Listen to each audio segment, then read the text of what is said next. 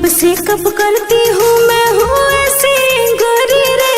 कितने लड़के दिल देते हैं देख पीछे की डोरी रे।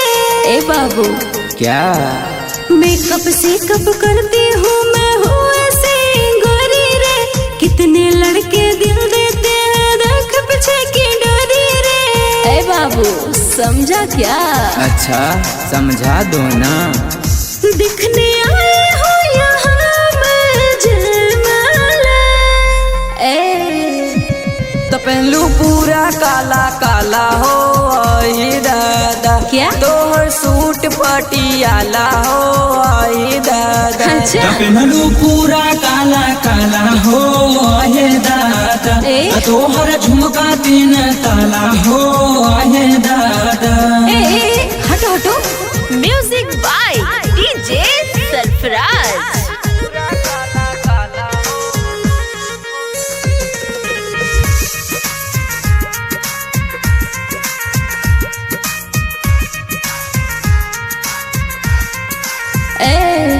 फूल रहे हो ऐसे जैसे लगते हो छिछोरे। घूम रहे हो आगे पीछे डाल रहे हो डोरे।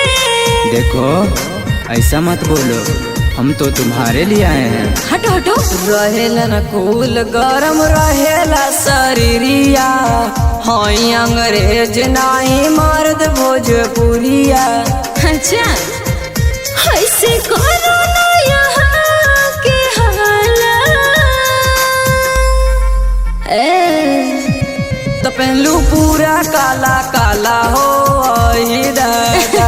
तोहर सूट पटियाला हो आई दादा। तो पहलू पूरा काला काला हो आये दादा। तोहर झुमका 3 ताला हो आये दादा।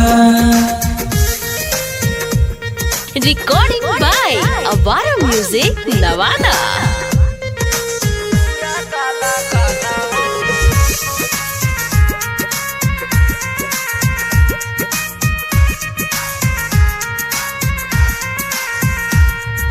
चूर चूर हो जाओगे जो हमसे तुम टकराओगे।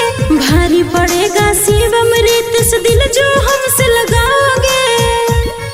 समझा करो बाबू। आइल बड़ुगा में हमर बोला चढ़ बढ़ के। अच्छा। ले लाड़ी सीजन आई लव लेटर पढ़ के। हटावा। मेरे भाई को बनाओगे क्या तुम साला?